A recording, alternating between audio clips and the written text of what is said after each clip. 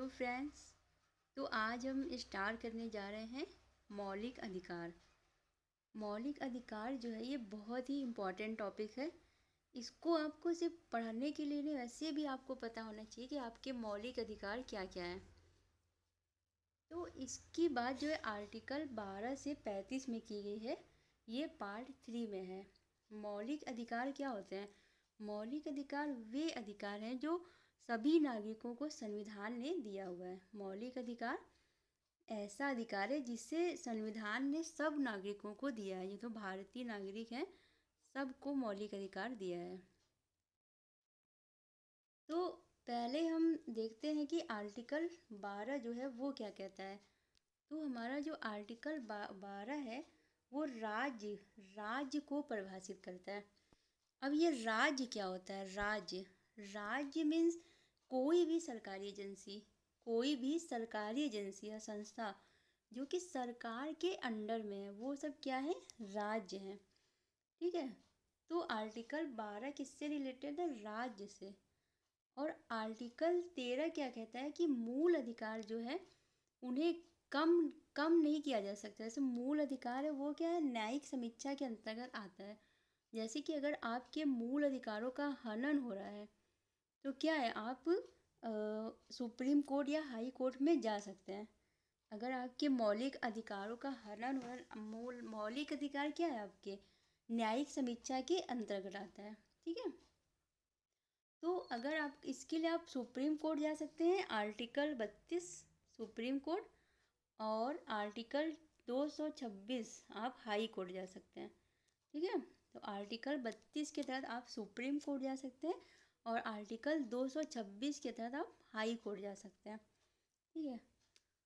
तो और आर्टिकल 33 क्या कहता है? आर्टिकल 33 ये कहता है कि संसद जो है, जो सशस्त्र बल है, पुलिस है या खुफिया एजेंसियां हैं, हमारी अर्धसैनिक बल, इन सब के मौलिक अधिकारों को सीमित कर सकता है।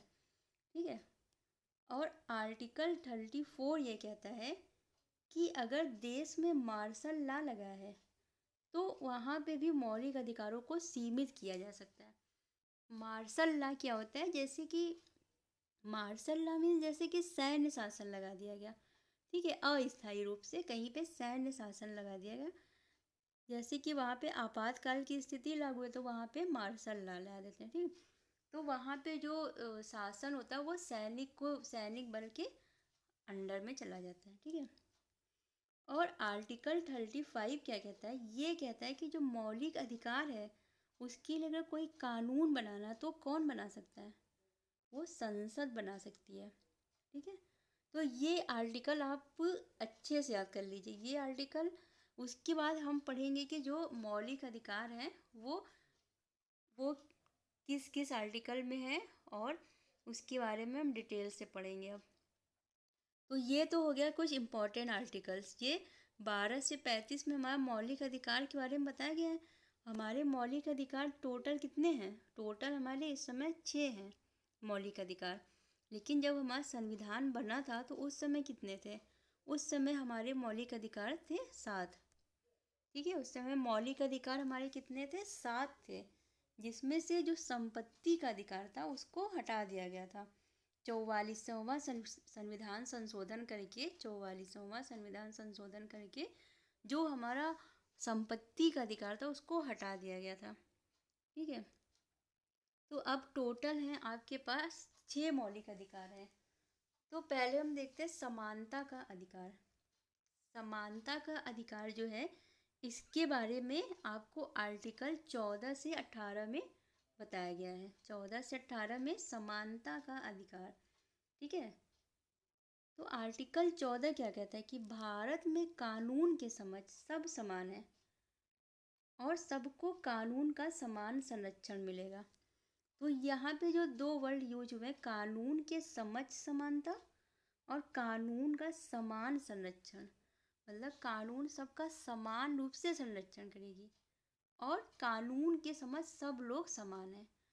तो ये जो पहला वर्ड है कानून के समक्ष समानता, इसको ब्रिटेन के संविधान से लिया गया है, और जो कानून के समान संरक्षण की बात है ये यूएसए के संविधान से लिया गया। ठीक है। आर्टिकल 15 क्या कहता है कि धर्म, नस्ल, जाति, लिंग या जन्म स्थान के आधार पर किसी भी प्रकार का भेदभाव नहीं किया जाएगा।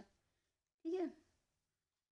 15 कहता है कि जैसे किसी का धर्म कोई भी हो, किसी की जाति कोई भी हो, कोई किसी भी नस्ल का हो या किसी भी लिंग का, या जन्म कहीं भी उसका जन्म हुआ हो, के आधार पर उसमें कोई भेदभाव नहीं किया जा सकता। लेकिन हाँ, जैसे कुछ मामले जैसे महिलाएं हैं, बच्चे हैं या सामाजिक और शैक्षिक रूप से पिछड़े वर्ग हैं, उनके लिए कुछ विशेष प्रावधान हैं। ठीक है। तो अब आर्टिकल 16 क्या कहता है कि जितने भी रोजगार के मामले, जितना यहाँ पे रोजगार, सार्वजनिक रोजगार जाता है, वहाँ पे अवसर की समानता प्रदान की जाएगी। ठीक है। अवसर की समानता सबको मिलेगी। ये ऐसा मतलब कुछ इसमें तो बोला गया, लेकिन कुछ ऐसे रिजर्व कोटे हैं जहाँ पे समानता उन लोग को मतलब थोड़ा अवसर ज़्यादा दिया जाता है, क्योंकि वो लोग उन लोग की आर्थिक स्थिति अच्छी नहीं होती या कुछ मैटर होता है, उसकी वजह से उनको क्या होता है, थोड़ी सी ज़्यादा अवसर दिया जाता है। लेकिन आर्टिकल 16 में ये कहा गया है कि अवसर की समानता प्रदान करता है। ठीक है। आर्टिकल 17 क्या कहता है कि अस्पृश्यता को समाप्त करना। अस्पृश्यता मीन्स अनटचेबिलिटी, मतलब कोई अगर छोटी जाति का या किसी की जाति कोई भी है तो उसके आधार पे उससे भेदभाव नहीं किया जा सकता। ठीक है। जो पहले बहुत होता था, तो इसके लिए आर्टिकल 17 आया था और इसने अस्पृश्यता को समाप्त कर दिया। ठीक है। फिर आर्टिकल 18 क्या कहता है कि उपाधियों को समाप्त कर देता है। आर्टिकल 18 जो है कहता है कि कोई भी किसी से विदेश, कहीं से भी, विदेशों से या किसी से भी उपाधियां नहीं लेगा। जैसे पहले जब स्वतंत्रता, जब हमारा देश आज़ाद नहीं था तो उस समय उपाधियां मिलती थी सबको कुछ ना, तो अब लेकिन नहीं ले सकते उपाधि। ठीक है।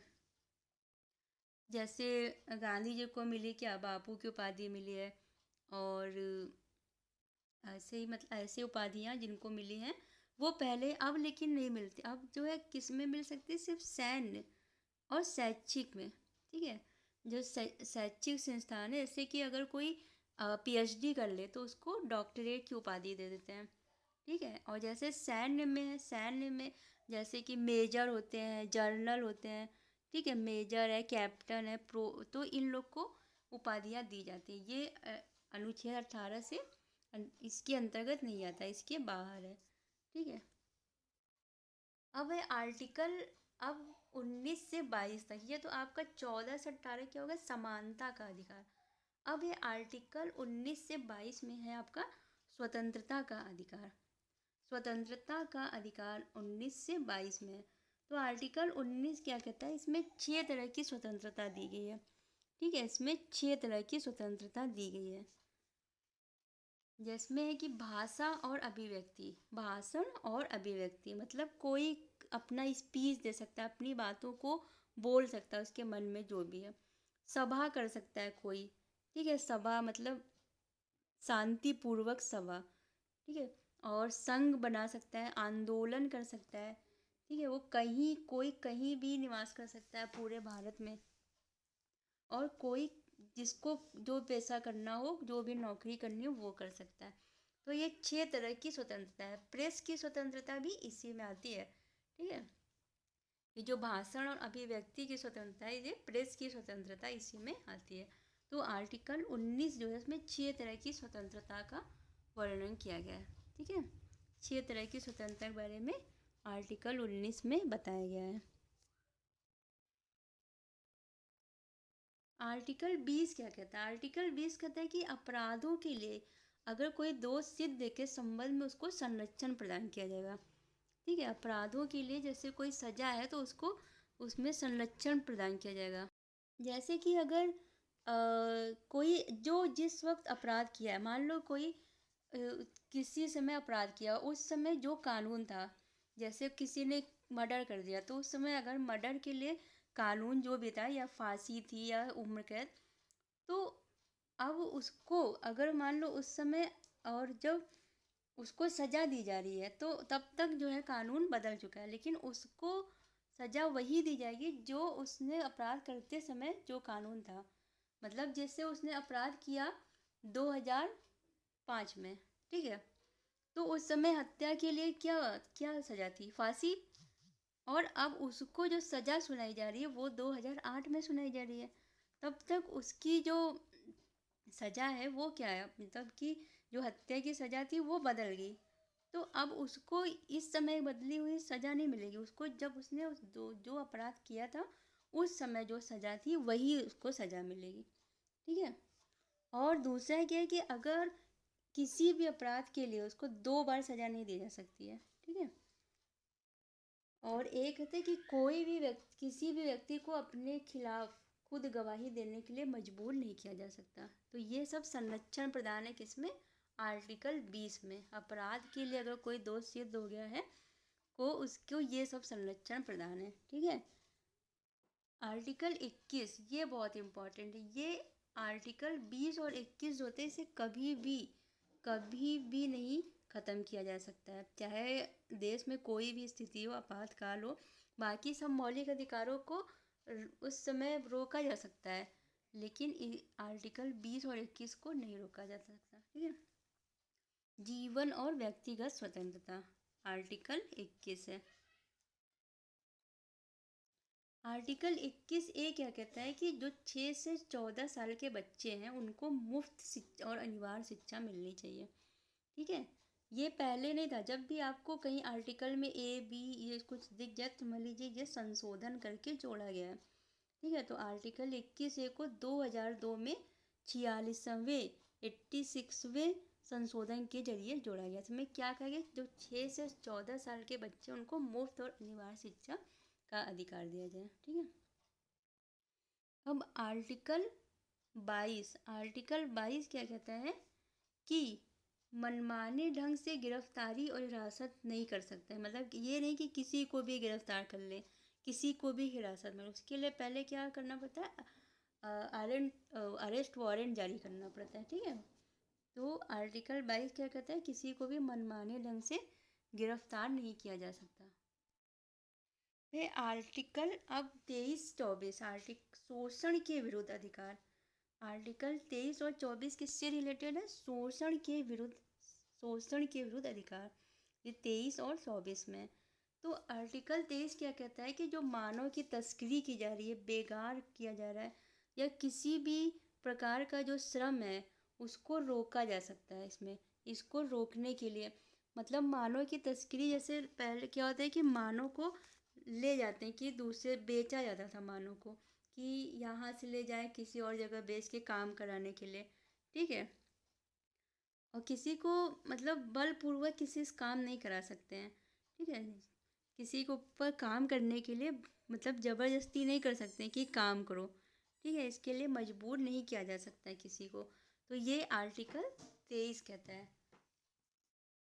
आर्टिकल 24 क्या कहता है कि किसी भी कारखाने, खदानों या कि जो जैसी कोई भी जगह खतरनाक हो वहाँ पे 14 वर्ष से कम आयु के बच्चों को रोजगार पे प्रतिबंध है। 14 साल, ये याद रखिएगा कितना, 14 साल के बच्चे। कहीं आर्टिकल 24 में 14 साल के बच्चों को, मतलब 14 साल के से कम जितने भी बच्चे हैं तो उनको किसी भी ऐसे जगह पे काम करने से रोका जाएगा जो कि खतरनाक हो, ठीक है। तो ये था आपका मौलिक अधिकार। ये पार्ट 1 है, इसके आगे पार्ट 2 में आएगा तो वीडियो बहुत लंबी हो जाती है और एक साथ समझ में भी नहीं आता, ठीक है। तो इसके लिए पार्ट 2 आएगा। तो ये पहले आपको ये इतनी बातें याद कर लेनी है। और यहाँ पे वो ध्यान दिया करिए कि जो यहाँ पे आप देखिए 14 वर्ष है, तो यहाँ पे क्या मिस्टेक हो जाती है, लोग सोचते हैं 16 वर्ष तक था, ठीक है। तो यहाँ पे क्या 14 वर्ष है, और यहाँ मुफ्त शिक्षा के लिए 6 से 14 साल के लिए, ठीक है। और कौन से 2 आर्टिकल हैं जो कभी भी ख़त्म नहीं किया जा सकते? आर्टिकल 20 और 21। चाहे कितनी भी आपातकाल की स्थिति हो, इन दोनों को नहीं हटाया जा सकता है, ठीक है। तो ये था आज की क्लास। अब हम नेक्स्ट क्लास लाएंगे इसके आगे पार्ट 2, ठीक है। तो आप मुझे बता दीजिएगा कमेंट में कि आपको क्लास कैसी लग रही है। तो फिर मिलते हैं अब नेक्स्ट क्लास में। Thank you.